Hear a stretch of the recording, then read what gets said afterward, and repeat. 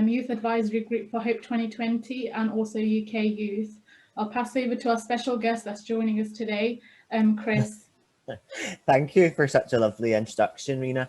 Hi everyone, my name is Chris and I am the Learning and Development Partner at Oliver Bonas. Oliver Bonas is one of the corporate partners of UK Youth, so I'm really delighted to be joining you this evening. Thank you. So we're going to start off with the icebreaker. I know many of you have already written your name and where you're from, so thank you for that. So the first thing, just to get the session started, I'd love to get you to think about mental health. When you think about mental health, what's the first thing you think or your thought is? I'll give a few minutes just to write on the chat box and we can just quickly discuss if anyone's willing to speak out. So I'll give you a minute and you can start typing it on the chat. What springs to mind with you, Rina? What do you think of when you hear the term? I think when I think about mental health, I instantly think about well-being associated to it, as maybe because I have done a lot of work around it and my involvement. I also think about the positive elements about well-being and mental health, not just the negative, because it could be to do with stigma, it could be to do with the disease, it could be to do with just how a person behaves or like associate. I know the first thing used to come to my head before is like anxiety and depression. So I think going and learning about mental health has kind of widened my knowledge. That's amazing, actually, that the first thing that comes to mind are all those positive aspects of it and all those sort of positive aspects of being honest and open about it as well, because you used the word stigma, and I think for a lot of people, you know, stigma is such a big one, isn't it? But there's a lot of people coming through already with some really positive aspects of it as well, with self-care and being open and honest about it. So that's really nice to see as well. What else have we got here? Lots of sorry, carry on, Chris. No, you go, Rina. So we have things to be kind to yourself, usually and coping with how to cope. So if anyone wants to speak about it, if you feel comfortable to, you can do. Yeah, I think that for us, we want this session to be quite informal, quite conversational, don't we? So whatever way is best for you, whether you want to jump in onto the chat or, you know, take yourself off mute and join us in the conversation, then, you know, please feel free to do so. Hi guys, it's Colette. I thought I might as well say something. Hello, Colette. Hello. So as someone that's suffered with really bad anxiety all my life, I think I've always thought of mental health being towards your well-being and finding the ways to cope. And one of my biggest things was actually learning to talk about it. I spent so long I think I only realized what I was suffering from probably in my early 20s. I had no idea that it was anxiety, and so what I've learned is that you just need to talk about it. So that's my main thing. That's really great. I think what's wonderful is, and what's coming through already, is that there is that conversation now, isn't it? And it's not something that people try to hide. People are being really upfront and honest about it, which is fantastic. Definitely. Is there anyone else want to say anything? Come on, Callum. Hi. Hi, Callum. Where are you calling in from?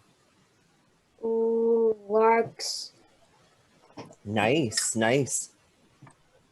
Thank you for joining us. You're welcome.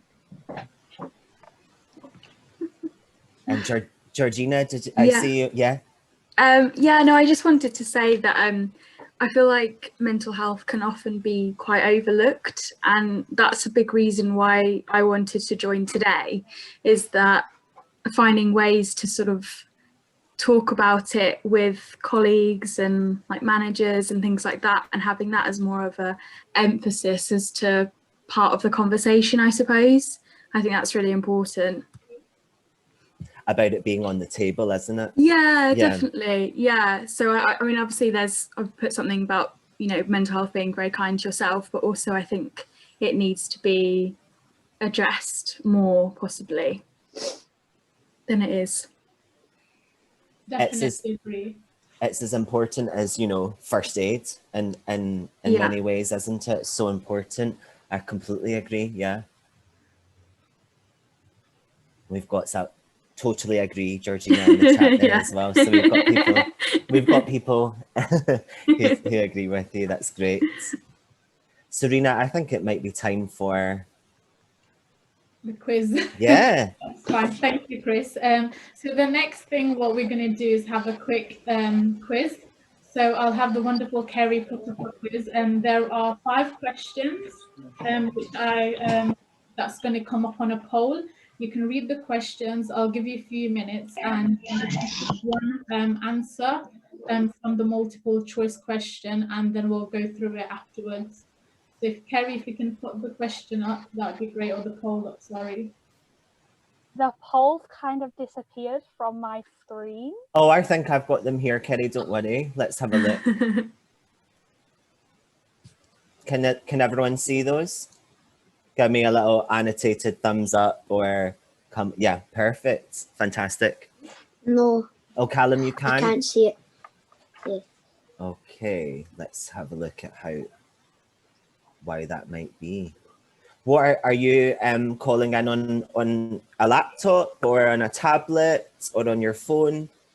Oh, on my iPad. iPad, okay. I don't know why. I'm not sure why you wouldn't be able to see those. I've got it now. You've got it. Perfect. It now. Amazing. Yeah. Well, there you are.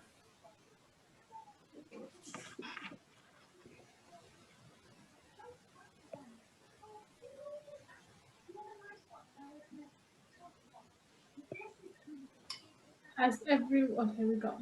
Yeah, it's interesting to see as everyone's answers come in, isn't it, Rina? Yes, it is. Yeah.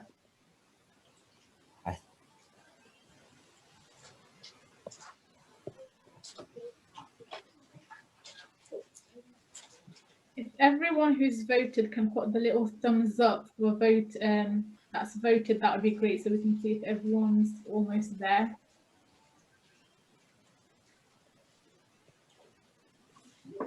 Thank you. Looks like we're just over halfway there, which is great.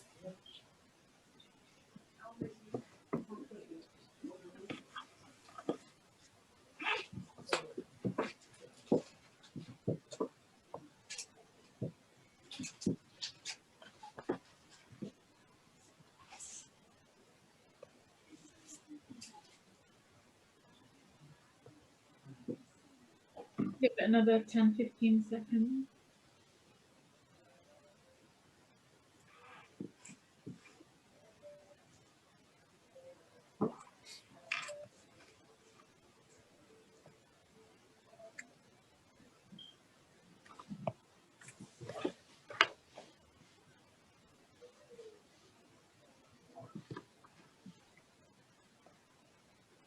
I think the question 1 shows, no matter what the right answer is, it shows that obviously talking about it is really important, isn't it? Because no matter what the answer is, it's quite a high proportion of the UK, isn't it? Definitely agree. Same with question 2 as well. Can everyone see the numbers? I reckon that we're almost there. We've got 2 more people who are still to answer. One more. One more, yeah.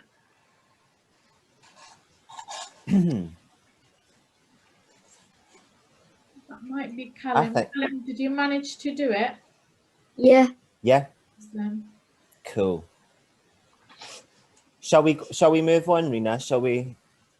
That's fine. Yep. So yeah, you just quickly go through, I guess, the questions. So just share, we can share results. Yeah, if you move the slide, then I guess we can talk about it. Sure.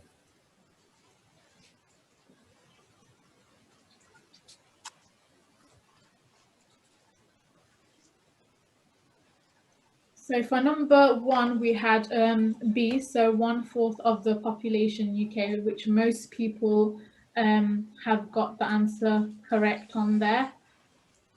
And then on question 2, everyone said around, so how many people would experience suicidal thoughts throughout their lifetime? And most people have voted, sorry, I'm trying to. Question 2 is just below, Rina, what proportion of people with mental health? Do you see it on the screen? Yes, I do. I'm trying to see it on the poll, and it's frozen on me, Oh. sorry. Oh, okay. Yeah, sorry, yeah, I've got it now. Yeah. So stigma. So everyone said, most people said around 50 to 90%, and the answer was actually 90%. Gosh. So, yeah, so is anyone, shocked seeing the figures on this, or is something that they're like, okay, yeah. So you can see, obviously, it's more than 50%, which is really shocking. For question 3, we had how many people experience suicidal thoughts throughout their lifetime, which was 17% was correct, which most people have guessed. 57 people on here have guessed that right. And then for question 4, it says, how long do the majority of the people with the mental health problems wait before they tell their closest family or friends about it? The correct answer was over a year. Almost everyone got that correct, 83%, which I found, again, is quite shocking as well when I was doing this. It is a big number. And question 5 is, I can see, so what proportion of young people with mental health say that their fear of stigma has stopped for them applying for jobs? And the correct answer was 57%. Majority of the people also said around 57 and 76, which was almost correct. Well, half of everyone, yeah, half of it was correct. So that was also shocking to see as well, how it's stopping people from stigma to apply for jobs, and people are worried about it, which shows there's a real big concern. Anyone want to speak up about how they found the quiz, if they learned anything, or if they were shocked or surprised with the numbers and figures?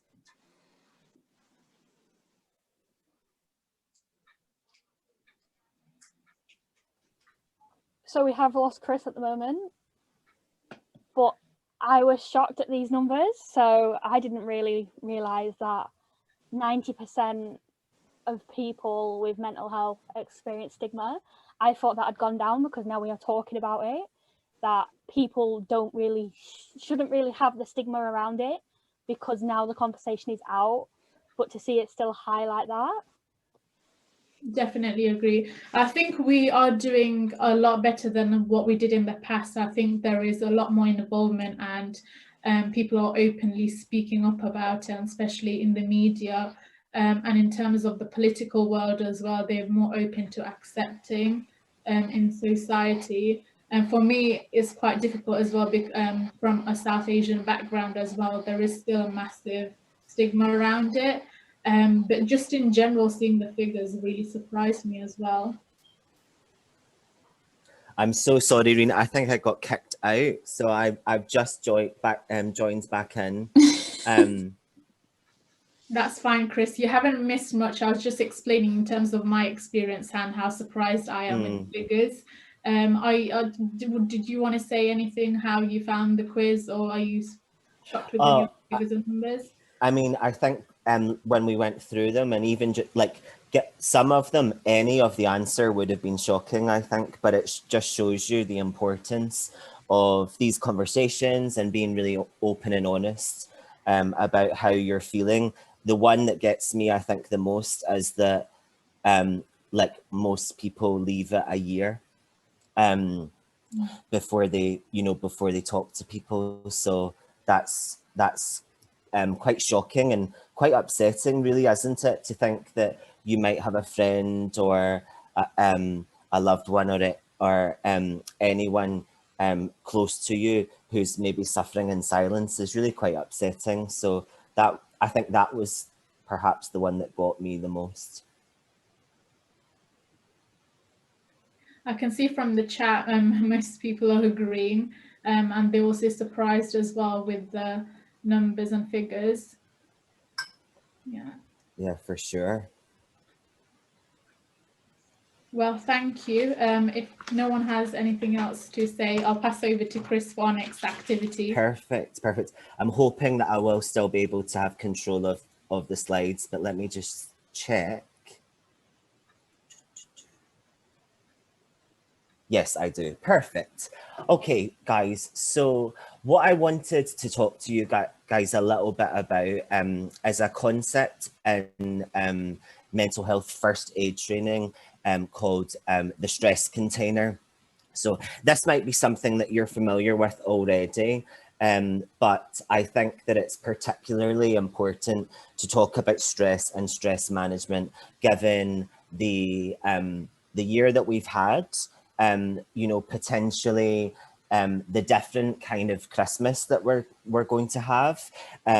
People who sort of follow other faiths who have had a different Diwali, a different Eid this year as well due to the restrictions. I just think that there's a lot at stake that can have perhaps more of a negative impact on our well-being if we let it get the best of us. So the concept of a stress container is that we all cope with stress in different ways. So we might be the type of person who views stress as quite a positive thing. We might quite like the idea of leaving something until the last minute because you quite like a deadline, or working on something late at night, perhaps doing an all-nighter in the library if you're at college or uni or school, and working in that way because actually the stress and the adrenaline keeps you going.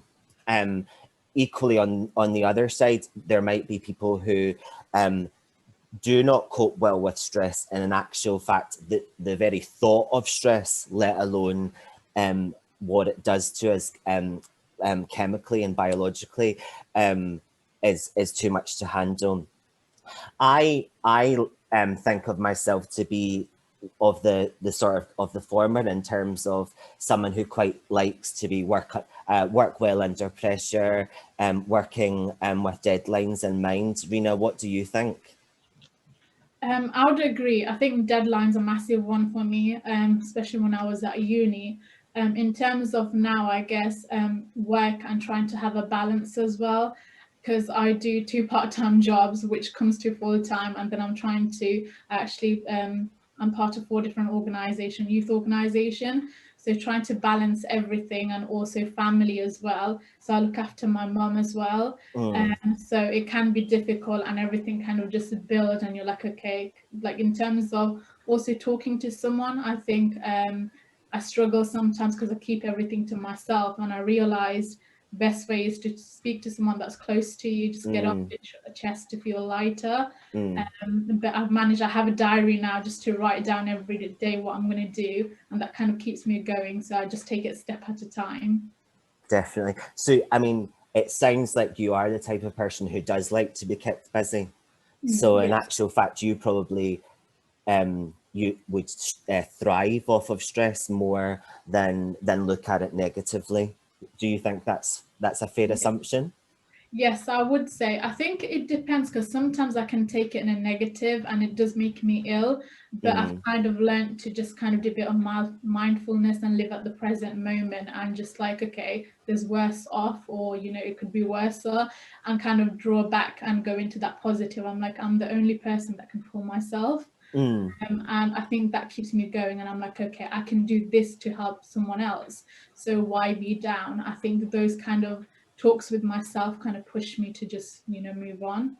Totally. And you know, you've hit the nail on the head about putting it into sort of perspective and thinking about perhaps other people having it, you know, worse off than you. I watched Children in Need a couple of weeks ago, and this year, you know, it's fair to say this year's been tough and different and strange for all of us, but actually a lot of the sort of segments and the parts on Children in Need covering what these young people have been going through, which any other time of year, any other year would be horrendously difficult and what in isolation, but in actual fact dealing with it. And this year where we can't see people that we love, we're being restricted on, you know, travels and things like that. That made me realize, actually, do you know, I was supposed to go on holiday in October and I didn't get to go. And that's actually not that, it's not that big of a deal really in the grand scheme of things, you know.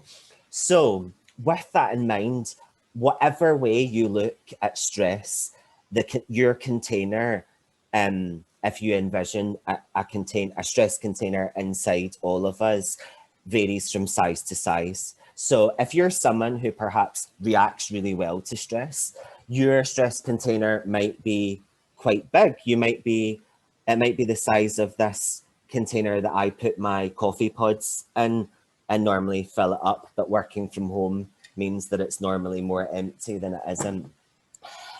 Or you might be someone who does do well with stress, or would prefer not to feel under that sort of pressure. And yours might be just a sort of like medium size, something that you can cope with. Or if you look at stress and feel a sense of anxiety, even at the term or the word stress, it might be really, really small, your stress container. So what I'd like you guys to think about this stress container is filling it up with anything that's on your mind. So whether that's perhaps unsure of whether you're going to see, you know, family at Christmas, whether that's,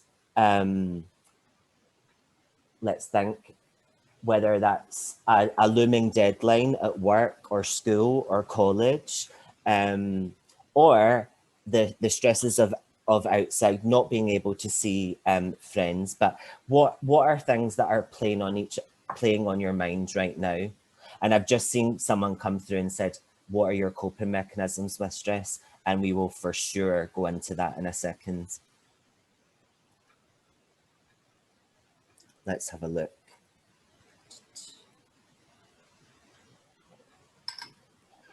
Hi, Chris and Rina. Hello. Hi. So I'm Jasmine from UK Youth. I think one of the things that's definitely stressing me out is sorry, can you hear any feedback? It's good. It's good. Okay, perfect. Yeah, so I've just taken an opportunity to mentor a young girl. So I've got my first meeting this week. So I'm a little bit nervous about obviously how I can kind of manage her stress levels and her mental health and well-being. So I'm definitely on this call today to try and get some tips for that, to not only just help myself with managing my well-being, but also to help manage hers. Definitely. And I've just seen Philip has popped up on the chat and says, writing things down, writing a list. And I think that would be definitely beneficial to you with mentoring, particularly if it's you're at the start and you're forming a rapport or a relationship with someone. It could be that you maybe write down 5 questions that you're going to ask them to begin with. And you might find that actually you don't need them because you'll just be, the conversation will flow really easily. But if it doesn't, then you've got at least those questions as a starting point. Perfect. Thank you, Chris. And someone else said saying no to things as well. And that's a really good point, I think, because a lot of people think that being a yes man is like seen in such high regard, and definitely I think that for the most part that is the case, but it is really honorable, and actually it shows that you know the size of your stress container if you push back and you say no. if something's too much for you, then you absolutely, knowing your limits, absolutely having to say no. There's real power in saying no sometimes, and I think that's really important.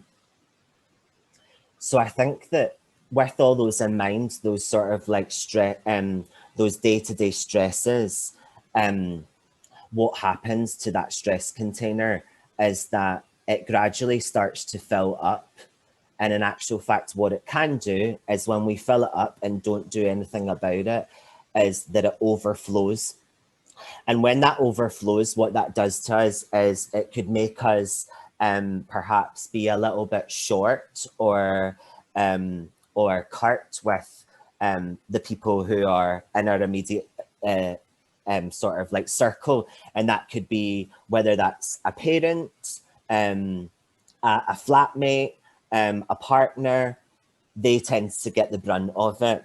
And especially if you don't sort of talk about it or open up, bottling it up more and more can kind of lead to boiling point or burnout, and can have a really negative impact on you and your well-being in general. So we've already started talking about some coping mechanisms, you know, saying no to things, writing things down, carving out time for yourself. I've seen them come up in the chat and they're all brilliant ideas. But what I'd like you to picture on that stress container now is that it has a tap on the attached to it, or a drain, if you will. And what that drain does is when we say no to things, and listen, that could actually be saying no to something because you've got too much on, or saying no to something because frankly you just don't fancy doing it. And that could be a night out, or that could be you know, agreeing to go to an event that actually it's not really your thing. And again, there is that sort of power in saying no. Making time for yourself, all of those things that you do as a form of self-care, you are turning that tap on, or on your stress container, and you are alleviating some of the contents of that stress container. So if you're really aware of things that you can do to de-stress, then you're quite unlikely to get to that point where it overflows. So we've already had some ideas, but what else do people do for to de-stress? I do a bit of colour therapy. I started doing that just before. Oh yeah. Do a bit of drawing or like colouring in, and that's quite helped me just to relax before I go to bed, because I can be like overthinking when I'm going to sleep. That's been amazing actually, and I think that there's something really quite quiet about that, isn't there? Just being in the moment and doing that. What do you have, like the colouring book for grown-up things as well? So they're quite intricate as well, aren't they? Yeah. That's fantastic. I saw exercise coming up. That's a really good one. Listening to music, podcasts, all fantastic. Time out with a coffee and a book, 100%. As you can see, I'm quite the coffee fan myself. Also, what I would say is during this time where, okay, we've just come out of our second lockdown, but it's getting darker much earlier. So where possible and when you can, it's about carving out some time in the day to get outside in the daylight. And I think that with our circumstances at the moment, whether that be we are doing all of our learning virtually, or we are working from home, or, you know, simply due to restrictions, we're perhaps not getting out quite as often as we usually would. I think that it's really important to carve out time, especially on those days where the weather is on our side and it's dry outside. We should 100% make an effort to get outside. There are other things that we do as a sort of form of self-care, and that's we give ourselves little treats. So whether that's, you know, a bar of chocolate, or treating ourselves to maybe a takeaway, or those who are of age and drink, they might have a glass of wine. Those are all things that in moderation are fine and do drain that sort of stress container. But if we find that we are relying heavily on any of those ones that I've just mentioned, what we do is, in actual fact, is we block the drain, we block that tap. So it's really important to be mindful of how much we rely on those little treats. Let's just have a look and see what other people are saying, because I saw a few good. Having a call with an old friend, 100%. That is really important. Someone saying that they struggle to carve out that time to get outside, 100%. You have to, and what we all tend to do is say, you have to go outside, you need to get fresh air. But if I'm being really honest with you today, I haven't left this room, I haven't left this chair. So we have to learn how to practice what we preach as well. And we need to take our own advice, because often we do have really good advice. What I do with my sister, we literally started last week. We have a daily tick list. So we're going to walk 5,000. I think that was a bit too high for someone sitting there all day on my computer. Or we're going to drink this in the morning, we're going to eat clean, and we tick it every day. Now we do it. We're like, okay, that could be our New Year resolution in advance. We're like, okay, we're going to give ourselves 3 months, monitor ourselves, see how it goes. And I got my nieces and nephews involved. I'm like, okay, we're going to do this, and then we're going to check out in 3 months how we're doing and see who's doing well and who's kept. And there's a little reward. That way it keeps me motivated as well, and getting others involved as well to do, keep busy. That is really great. And it's almost like a little bit of an incentive. And, you know, if you're that way inclined, that you're quite competitive, then do you know what? Do it and set yourself a little challenge like that. I think that's a brilliant idea. So I think I'm going to pass you over to Rina in a little second, but that is really it. And do you know what? It's quite a simple concept when you break it down like that.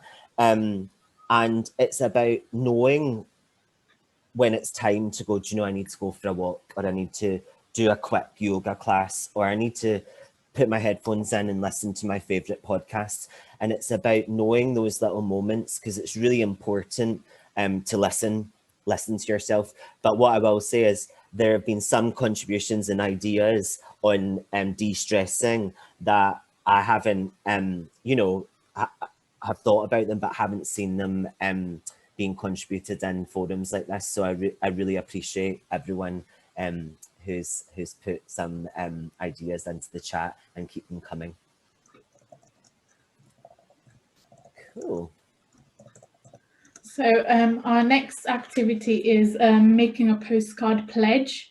So I want everyone to get involved. So we're going to be creating a pledge to post on social media after this event, so to keep the conversation going just after this. And this could be anything. This could be for yourself. You can write something. So for example, I'm going to stop being harsh on myself, or I want to, or it could be something for the world. So I want mental health to be well known. I want this changing. I don't want stigma to exist. It could be anything you want. And it's important so we can reflect on this afterwards, maybe after the session, or maybe when we have this campaign going on next year as well. I will pass over to Chris just to say how we can do this and all get engaged. Cool, thank you. So guys, what we've done is we've put a blank postcard here. So what I would challenge you to do is, depending on what device you're on, if you're on a phone or a tablet, then just take a quick screenshot of the postcard. If you're on your laptop and have your phone nearby, take a quick photograph of the postcard. And when you've done that, you can do it right now, or you can do it after after the session, but I would definitely encourage you to do it. But over the photograph, if you're able to edit the photograph with some text, or if you've got amazing handwriting, excuse me, you can write onto the postcard. And what I'd like you to do is, taking into account the sort of coping mechanisms for stress, or anything that you have thought that's something sparked you during our conversation so far, to pop it onto your postcard. And with the postcard, I'd like you to do two things. So if you have an Instagram account, or a Twitter, or Facebook, I'd like you to share your postcard on one of the story feeds. And if you are on Instagram, it would be really great if you could tag the at Day of Hope UK, at Day of Hope UK account, as well as the hashtag Share Your Hope tag, so that we can see all of those. So that's number one. And then the second thing I'd like you to do is set an alarm on your phone for the end of this year, so the last day in December, so that you can remind yourself of what pledge you made on this day, and see if you have been following your own guidance. So while you're doing that, yes, we can, Emma, for sure. We'll pop that into the chat. I've just done that. Thank you, Rina. And also, what I'd like you to do, if anyone is feeling brave, is to take themselves off mute and read their pledge aloud, and share it with us. And I'll explain why I'm asking you to do that after we've had a few volunteers. Is anyone willing to come forward? We can give them a few seconds. You can talk about yours, Chris. Yeah. Well, mine was about being hard on yourself, not having to be busy all the time. And that was actually after the first lockdown. So after the first lockdown, I was put on furlough, which meant I was on leave from work. And during the first couple of weeks of furlough, I found myself, my flat had never been tidier. I was so organized. I was out exercising all the time. I was busying myself, going to this, trying to do everything all at once.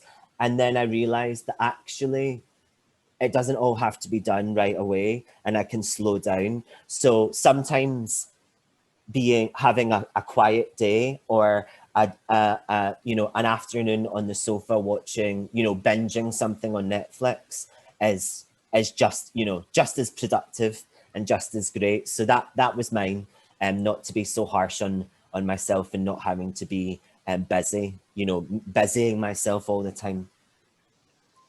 What about you? Oh, Colette. Do you want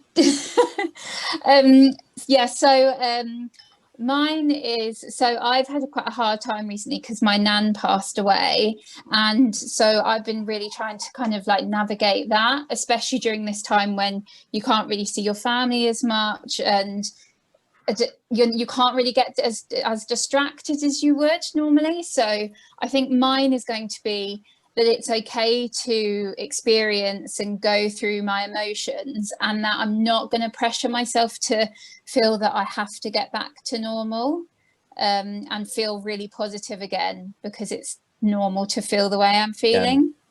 I love that. I love that. Thank you for sharing. That's all right. Would anyone else like to share? I don't know if you guys can hear me. I'm hoping you can. Yeah, we can. I would put my video on, but my computer doesn't allow it. So unfortunately, you just have my voice. But my one is, for anyone that does know me, I am very loud, very boisterous at times, very crazy. So my pledge is actually to take 10 minutes out every day to breathe, reflect, and have a moment of quiet. That is brilliant. That is really brilliant. Thank you, Gabby. What's this? You are welcome. I'm going to stop hating myself for what I'm feeling. Do you know what? That is so brilliant and really honest. Thank you for sharing that. That's a really, really good one. And I think that's got the reason I've asked to share. And for those of you who have shared theirs already, a big thank you. And those of you who haven't, that's absolutely fine. But what I would say is the next person that you speak to after this session, tell them what you've put on this card, on the postcard. Because what we tend to do when we say we're going to do something aloud and to people is we tend to stick to it a little bit more than we would if we just keep it to ourselves. So that's why I've asked us to share. So be sure to share it with someone else when you can. And remember to set that alarm on New Year's Eve so that you can check in and see your progress on that one. So thank you very much for sharing that with us. That was really great. Cool, Rina, shall we move on to the next slide? Great, thank you, Chris. So here we're going to be giving you tips and techniques. Some of the tips that I personally use on myself, I'll be talking about these. So I know it's been a crazy year and it's been all over the place for me as well. And I've been going through some hard times as well, as just with my family as well. My mum was really ill. She just recovered from cancer as well, and trying to finish uni and everything. So it was really hectic, but some of the things that kind of made me go on, I think I spoke previously as well. So like staying connected to people that you love and trust, I think it's very important. Chris spoke about it as well. Or just keeping something, a diary, maybe writing your feelings at the end of the night or during the day, some point where you're feeling low. And it's okay to feel low as well. So sometimes it's fine, you know, you have those days. And also the second thing is just avoiding negativity and negative environment and people as well. I think just surround yourself with positive people and just the environment, and keeping yourself active as well, I realized really helped me.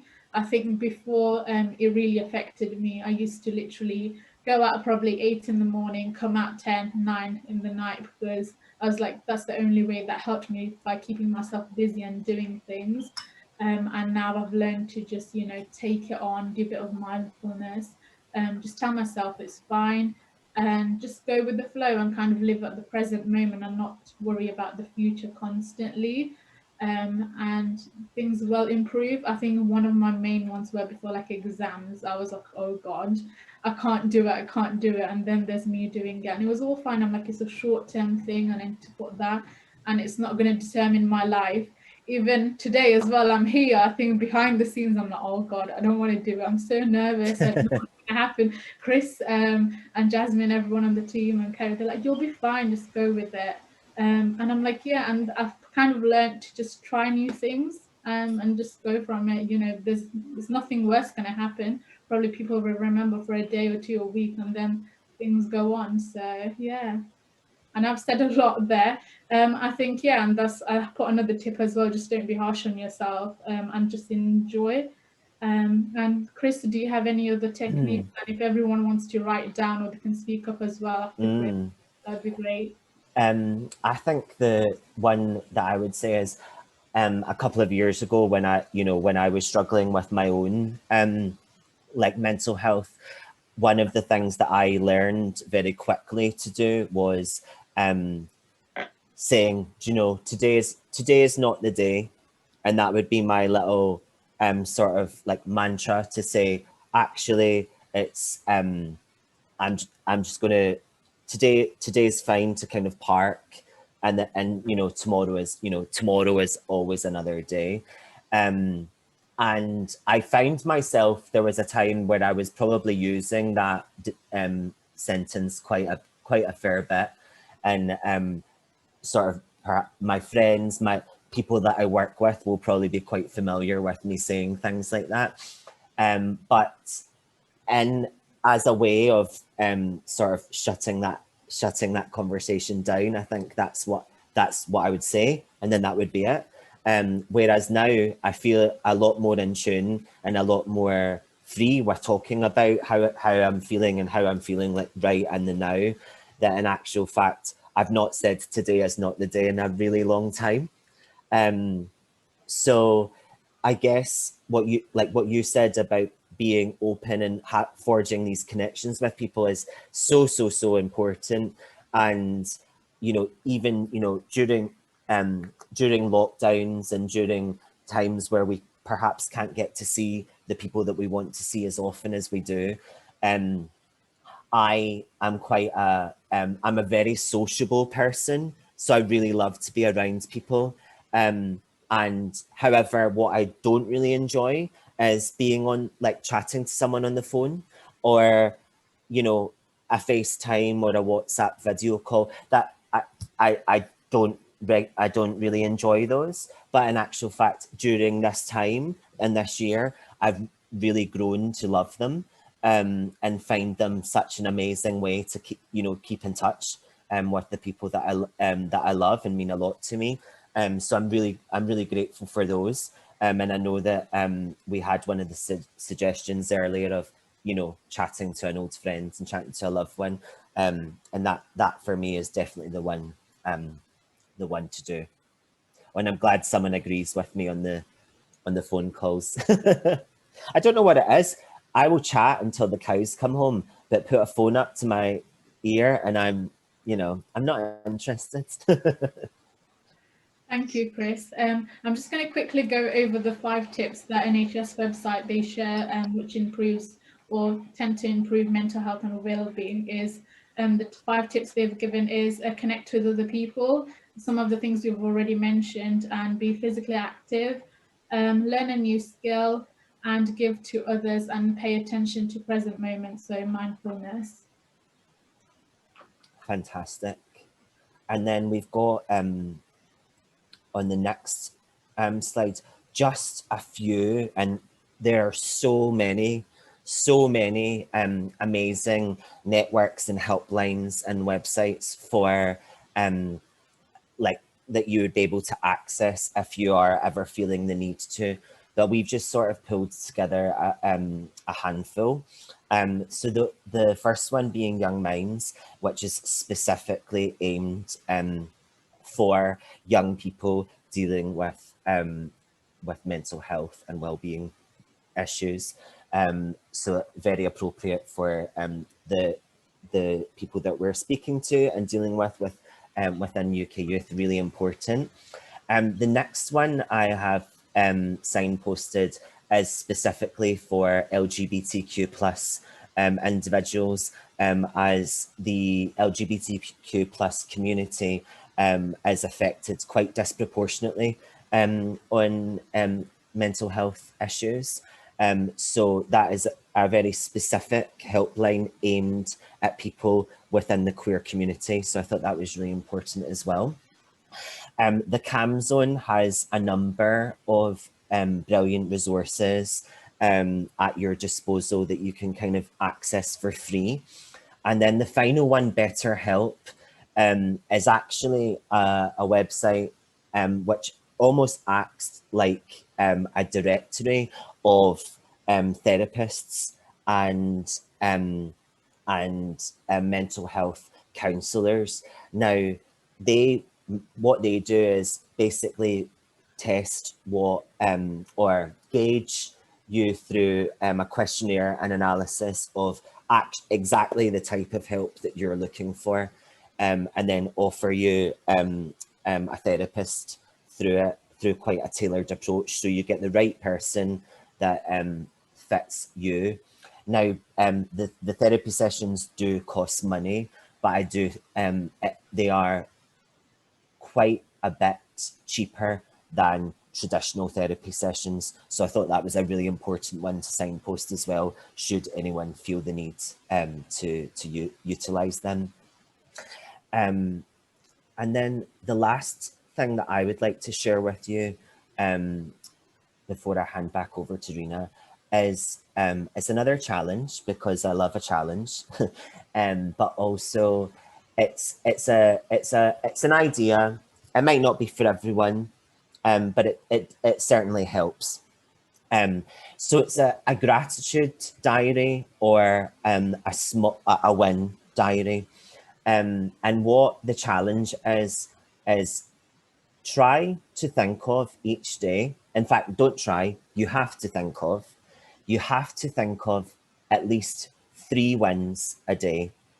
Now that might seem quite a big feat, but it does not matter how small or big the win is. So the win could be you just aced an exam or an essay or a report at college, uni, school, or at work.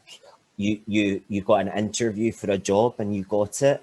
Or it could be that you went to Sainsbury's and there was no queue. That's a win. You didn't have to wait. You got in, you got what you needed, and you got back out. It's so important that you sort of change, set the mind to celebrate those small wins.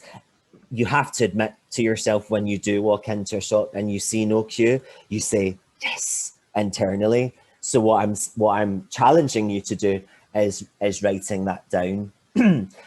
So what I'd love to see is 1 win from today in the chat. And throughout the rest of December, I challenge you to keep a gratitude diary. What would you say, Rina, is your win for today? So is this like every day we're going to write something that we're going to do, or? Yes, it is, but let's think of just today. What would be a win for you? Just being here, I guess, Yep. Main one, because I was so nervous at the Oh, beginning. I thought you were going to say something else there. I'm really pleased. So yeah, no, being here, able to talk to everyone, just as a normal young person as well. So no, that's been one of my main one today. I've seen I've seen you've done so well, Rina, and I couldn't agree more. And I've also seen someone say, I left work on time today. That is such, you know, some people might think, well, yeah, you should leave on work on time, but do you know what? How many times do you leave on time and think I'm done for the day? That is definitely a win. Drinking enough water for sure. I agree, Jasmine, 100%.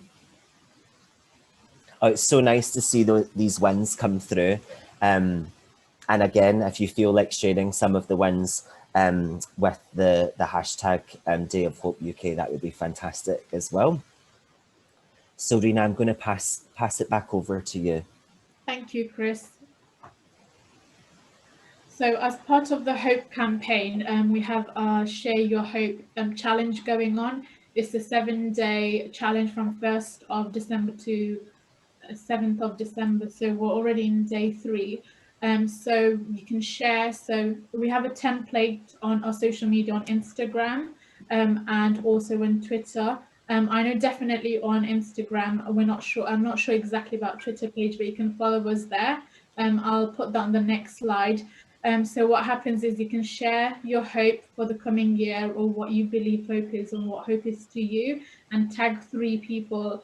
I've done that on my Instagram page, and I've wrote for my hope is to inspire and empower young people around me to stand up for what is right and to be a change maker in a multicultural society. So that's my hope for the coming year, and just for future in general. And then I've tagged 3 of my friends, 3, and this is ongoing thing.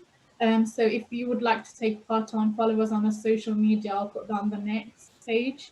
So if you just go to the next one. Sure. Thank you. So more information is on the Hope 2020 website. And we have an Instagram, Day of Hope UK. And the final panel is on the 7th of December at 7 p.m. to celebrate the whole campaign. So that would be great to see some of you get involved. And there are other workshops during this week as well. You can get involved.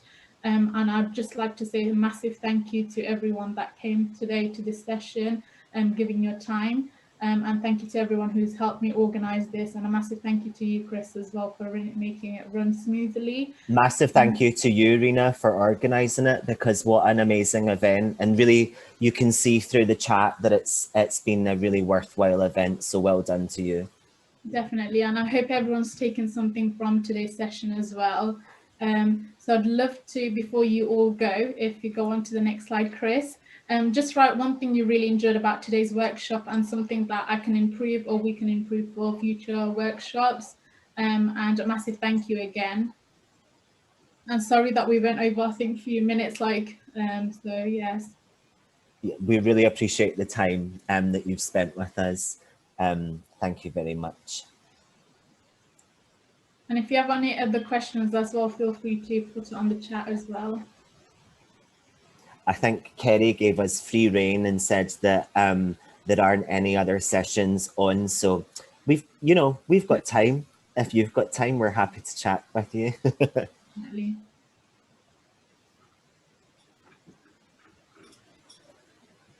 Thank you, Olivia, Izzy as well. I'm glad you enjoyed it, and Emma.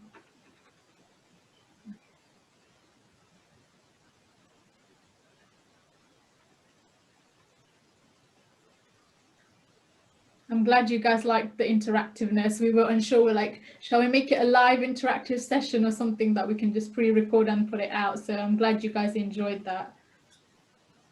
And not only enjoyed it, but took part as well. It's Yes. it can be very tense when you're doing a session with people who perhaps don't get as involved. So it really made our job very easy. And I think that if no one else has any questions, then I think we should leave you to the rest of your evening and hope you have a really lovely evening.